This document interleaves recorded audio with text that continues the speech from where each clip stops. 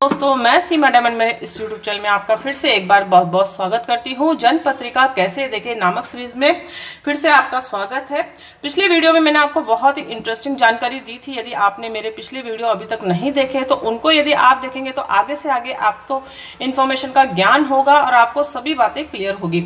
आज हम बात करेंगे ग्रहों की दृष्टियों के बारे में, क्योंकि यह भी बहुत एक इम्पोर्टेंट जानकारी होती है कि दृष्टियों के माध्यम से हम ग्रह कैसे एक्टिव होते हैं, कैसे हमारे जीवन में कोई एक ही ग्रह बहुत सारे रिजल्ट कैसे दे जाता है, गलत रिजल्ट कैसे देता है और अच्छे रिजल्ट कैसे देता है। सभी ग्रहों की 7वीं दृष्टि होती है दोस्तों। सभी ग्रह मंगल, शुक्र, बुध, सूर्य, चंद्र, बुध, शुक्र, जितने भी हमारे 7 ग्रह हैं और राहु और केतु, उनकी 7 सप्तम दृष्टि अवश्य होती है। और उसके अलावा मंगल की 4थी दृष्टि, 7वीं दृष्टि और 8वीं दृष्टि जरूर होती है। ये दृष्टियां कैसे देखी जाती है मैं आपको बताऊंगी। पहले आप इस चीज को समझ लीजिए। इसी प्रकार से बृहस्पति ग्रह की 5वीं दृष्टि, 7वीं दृष्टि और 9वीं दृष्टि होती है। शनि ग्रह की 3री दृष्टि, 7वीं दृष्टि और 10वीं दृष्टि होती है। ये ऐसे ग्रह हैं जिनको 3-3 दृष्टियां प्राप्त है, बाकी सभी ग्रहों को 7वीं दृष्टि प्राप्त है। इसी प्रकार से राहु और केतु की 5वीं दृष्टि, 7वीं दृष्टि और 9वीं दृष्टि होती है। जैसे हम कोई सी भी एक लग्न कुंडली का एग्जाम्पल देके आपको समझाऊंगी। जैसे सपोज करिए ये वृषभ लग्न की कुंडली है, तो यहाँ पर 2 नंबर लिखा रहेगा। 2 के बाद यहाँ पर 3, 4 नंबर, 5 नंबर, 6, 7, 8, 9, 10, 11, 12 और फिर से 1 नंबर। ये 2 नंबर मतलब यह वृषभ लग्न की कुंडली है, क्योंकि 2 नंबर वृषभ राशि होती है। पिछला वीडियो देखकर आप जान सकते हैं कि राशियों को कैसे डिफाइन किया जाता है, मैंने बता चुकी हूं आपको। यदि आपने देखा होगा तो आपको ये चीजें बहुत जल्दी क्लियर हो जाएगी। ये 2 नंबर राशि यानी कि यहाँ वृषभ राशि है, यहाँ पर मिथुन राशि है, यहाँ पर कर्क राशि है, यहाँ सिंह है। इसी तरीके से ये पूरा सीक्वेंस चल रहा है। अब ये ग्रहों का प्लेसमेंट कहीं पर भी हो सकता है। जैसे कि हम जाने की वृषभ राशि है तो शुक्र ग्रह का प्लेसमेंट कहां पर होगा, तो शुक्र ग्रह का प्लेसमेंट सपोज करिए 4th हाउस में है, तो शुक्र ग्रह की सदा 7वीं दृष्टि होगी, यानी कि उसके घर को तो वह एक्टिव करेगा ही। इस घर से तो आपको पॉजिटिव रिजल्ट प्राप्त होगा ही, क्योंकि लग्न सदा पॉजिटिव होता है, अच्छे परिणाम आपको देता है जब तक कि वह नीच का ना हो या फिर सूर्य से अस्त ना हो या फिर पीड़ित ना हो। सूर्य से अस्त का मतलब पिछले वीडियो में आपको बता चुकी हूँ, आप भली भांति जान चुके होंगे। अब शुक्र ग्रह की 7वीं दृष्टि हम कैसे डिफाइन करेंगे? पहली उसी घर से हमें काउंट करना है जिस घर में उसका प्लेसमेंट है, उसे छोड़ना नहीं। पहला, दूसरा, तीसरा, चौथा, 5वां, 6ठा और ये 7वां, यानी कि इसके जस्ट सामने वाले घर को भी वह एक्टिव करेगा, यानी कि 10th हाउस से भी उसको पॉजिटिव रिजल्ट उसके जीवन में मिलेगा और इस घर से जो भी पॉजिटिव रिजल्ट होता है वह भी उसे प्राप्त होगा। अब इस घर से कौन कौन से रिजल्ट उसे प्राप्त होंगे, इस घर से उसे कौन कौन से रिजल्ट प्राप्त होंगे, मैंने 12 भावों के बारे में आपको बता चुकी हूं, उनसे कैसे रिजल्ट हम देखते हैं। अब दूसरा एग्जांपल ले लेते हैं, जैसे मंगल ग्रह।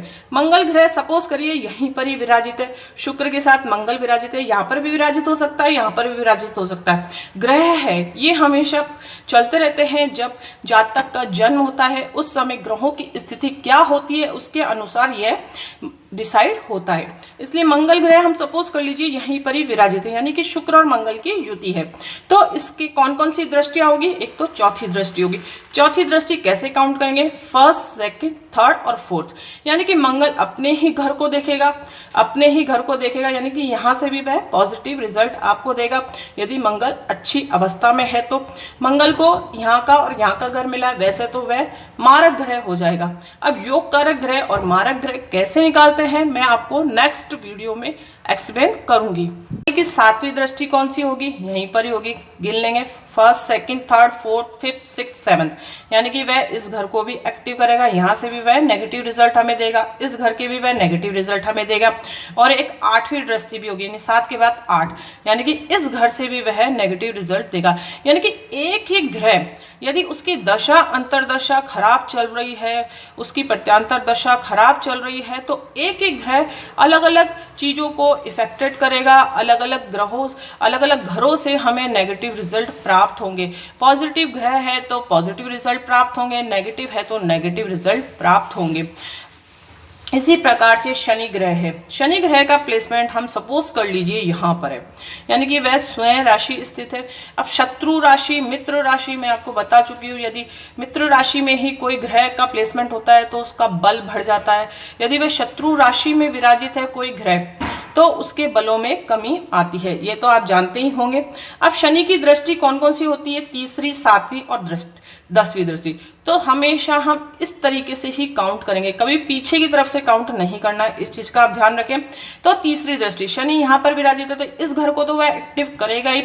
इसके अलावा first, second, third, 12th house की भी वह रिजल्ट देगा और थर्ड के बाद 4th, 5th, 6th, 7th यहाँ के रिजल्ट भी देगा, यानी कि 4th हाउस के रिजल्ट भी देगा।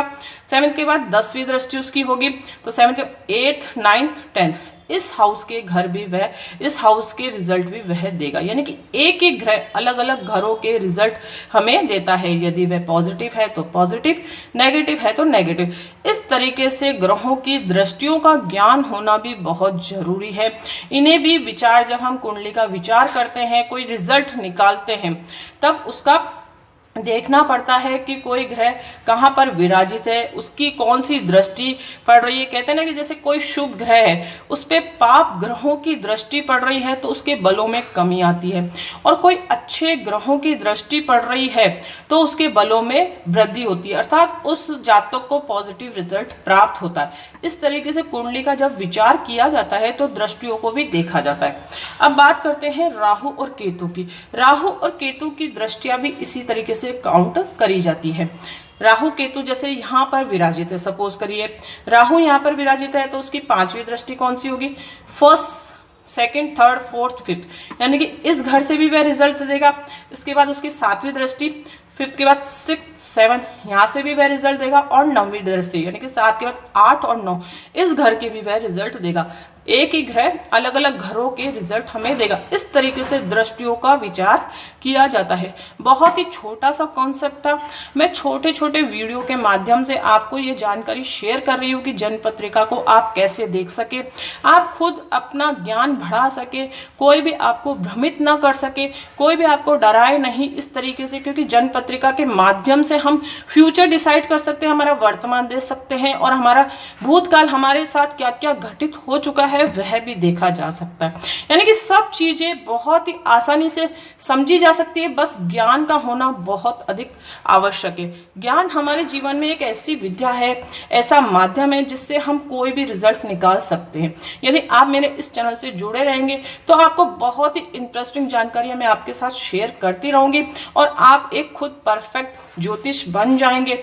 आप खुद अपनी जन्म पत्रिका का विचार खुद कर सकेंगे। यही मेरी एक इच्छा है कि हर जातक जन्म पत्रिका का विचार कर पाए। यदि आपको मेरा ये वीडियो पसंद आया तो इसे आप जरूर लाइक करें और दूसरों के साथ भी इसे शेयर अवश्य करें, और कमेंट के द्वारा मुझे जरूर बताएं कि आपके कैसा मेरे को वीडियो लगा। और अभी तक आपने मेरे इस चैनल को सब्सक्राइब नहीं किया तो इसे आप सब्सक्राइब करके जरूर रखें, ताकि आने वाला नेक्स्ट वीडियो आप तक जल्द से जल्द पहुंच पाए। तो मिलते हैं नेक्स्ट वीडियो में कोई इंटरेस्टिंग टॉपिक के साथ, तब तक के लिए thank you and bye bye.